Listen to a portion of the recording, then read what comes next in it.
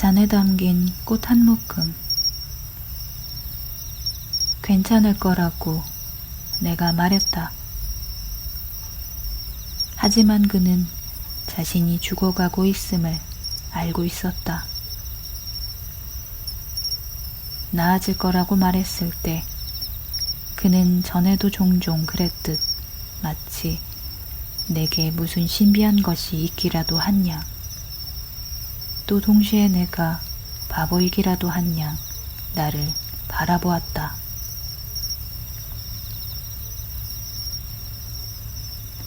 마르셀은 거의 여든의 나이였다. 힘겨운 삶을 살았지만 인생의 3분의 1 정도는 행복했을 것이다. 해마다 넉 달은 소와 함께 알파주에서 보냈다. 인생의 3분의 1을 해발 1700m 고도에서 보낸 것이다. 절벽 같은 산의 장막에 둘러싸여 그는 평화를 누렸다. 내가 바보처럼 말하는 그 행복 말이다.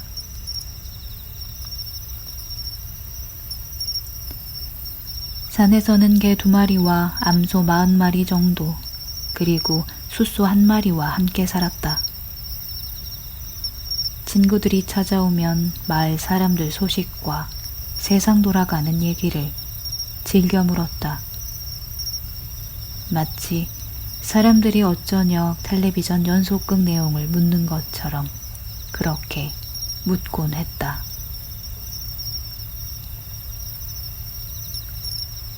그의 진정한 삶은 그 산 위에 있었다.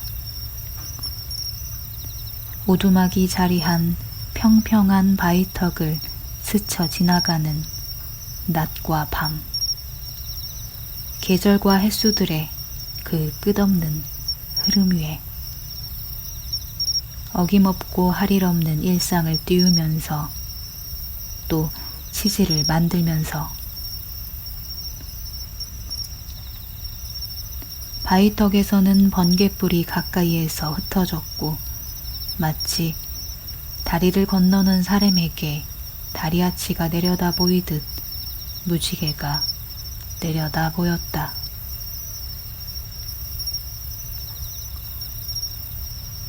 산 위에 조금만 있어 보면 외롭다는 생각은 사라진다. 발가벗고 살기 때문에.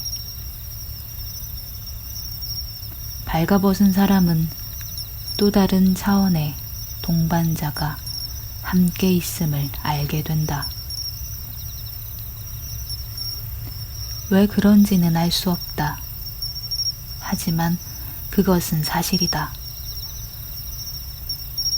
물론 마르셀이 옷을 벗고 있는 것은 아니다. 오히려 밤에도 옷을 입은 채로 잔다. 그럼에도 알파주에서 혼자 1주, 2주 지내다 보면 영혼은 그 윗도리를 벗기 시작하고 이윽고 알몸이 되면서 혼자가 아님을 깨닫게 된다. 그의 눈에서 그것이 읽힌다.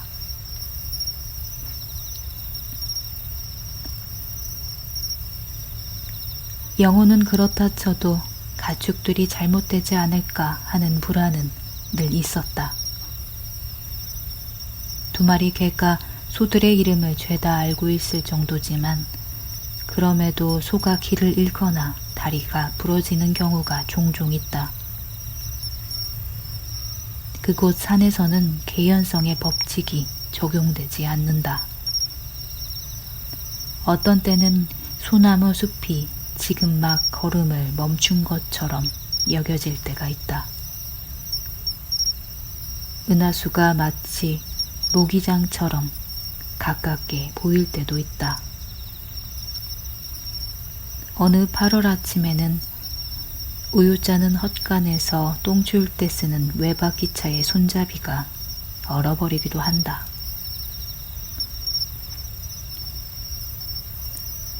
갈라지고 닳고 마디가 커다랗게 부풀어 오른 마르셀의 손은 아주 따뜻했다. 굳은 살감 밑에 예민함을 감추고 있었다.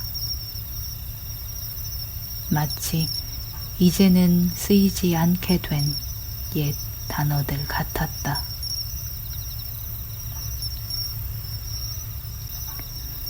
그를 마지막으로 본 것은 함께 신년을 맞은 후 차로 그의 집까지 바래다 주었을 때였다. 그때 벌써 소들을 데리고 알파주로 올라갈 유월을 기다리고 있었다. 아무렴 그리 될 거라고 나는 말했다. 그는 마치 메아리가 되돌아오는 바위 앞에 선 사람이 그러듯 믿을 수 없다는 표정으로 나를 바라보았다. 그리곤 머리를 저었다.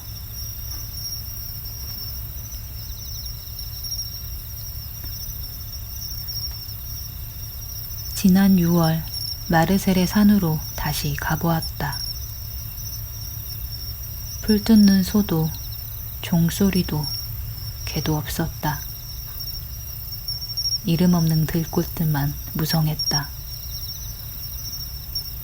무심히 꽃을 꺾기 시작했다.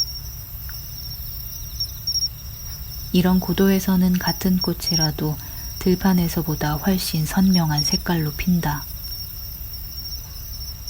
근처 봉우리들엔 가일 가마귀들이 날고 있었다.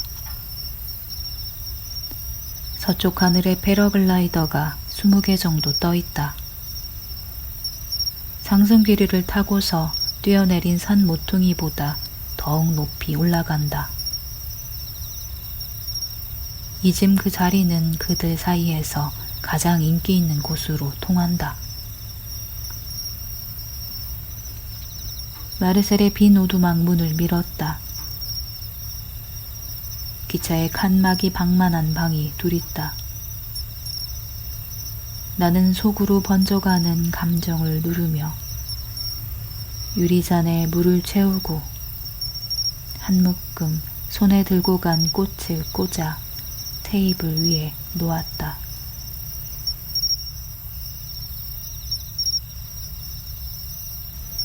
하루가 저물 때면 거기 앉아 나는 커피를, 마르셀은 우유를 마시곤 했었다. 그가 가버리고 없는 지금 그 의자에 다시 앉고 싶은 마음이 들지 않았다. 소떼들의 종소리 뒤로 고함치며 욕지거리하며 다가오는 마르셀의 목소리가 저 정적 속에서 들려올 때까지 나는 거기 가만히 서 있었다.